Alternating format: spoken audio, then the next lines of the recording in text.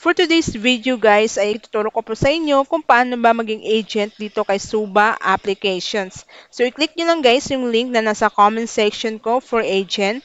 So ganito po ang lalabas kapag ni-click nyo po yung link as agent. So download and create agency. So install nyo lang guys sa inyong Google Play Store. So after nyo makapag-install guys ay you can sign in via Gmail. And then guys, i-confirm nyo lang yung BDs invites you to create an agency. So may dalawang pagpilian dito guys, yung join agency or create an agency. So dito kayo guys sa create agency. So ito po guys, ang dapat yung fill upan kapag gumawa kayo ng agency kay Suba Application.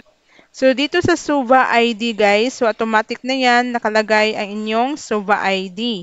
Then, family head's name. So, depende na yan sa inyo guys kung anong name ang ilagay nyo dito.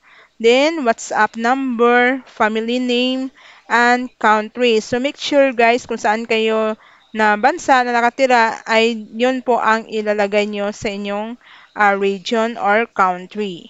So, i-click nyo lang guys itong submit at maghintay lang kayo kung i-approve na ni Suba ang inyong application. So, i-check nyo lang guys ang inyong message kapag na-approve na kayo. And then guys, i-click nyo lang itong my agency na nasa ibaba at makikita nyo po yung dashboard ng inyong agency. So, dito guys, pwede na kayo mag-invite ng host or invite agency. So, i-click nyo lang guys itong nasa ibaba at i-copy nyo lang yung link at ibibigay nyo po sa inyong na-invite. So, para makapag-taskin tayo guys, ay kailangan muna natin i-verify ng ating account. So, i-click na itong verification.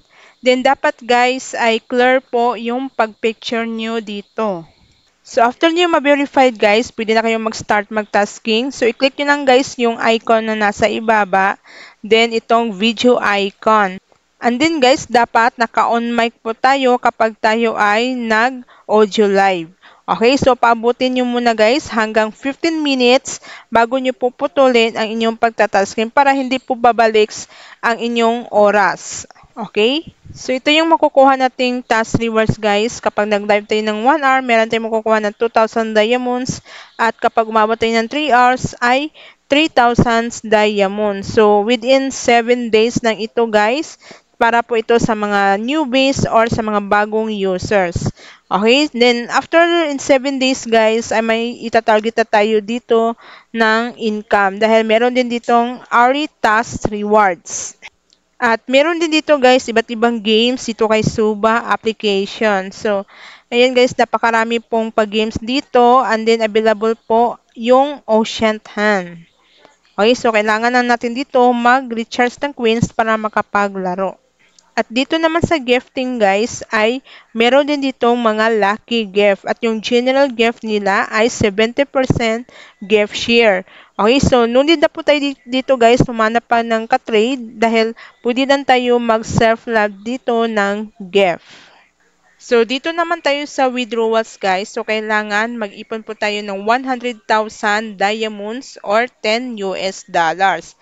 Ang withdrawal method dito, meron pong bank and e-wallet. So, kung e-wallet ang gagamitin nyo guys, ay available po dito sa Pilipinas ay GCash at Maya. At self-withdrawals lang po dito kay Suba Application. Okay? So, ito lang guys, i-share ko sa inyo about dito kay Suba Application. At kung gusto nyo guys, i-try itong application, i-download nyo lang guys yung link na nasa comment section ko po or nasa description. At kung gusto nyo maging host, i-click nyo yung link host kung gusto nyo po sumali sa aking agency. At kung gusto nyo naman guys maging agent, i-click nyo lang yung link for agent. Okay? Ang hanap nyo guys na pinakamabilis na pag-recharge ng coins dito kay Coco Live Applications, I suggest guys ay dito na kayo kay CocoDP website.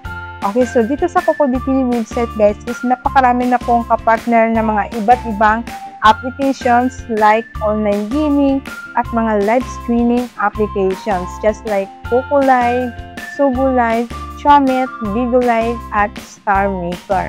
At ang pinaka-best seller dito guys is si Popo Live Applications.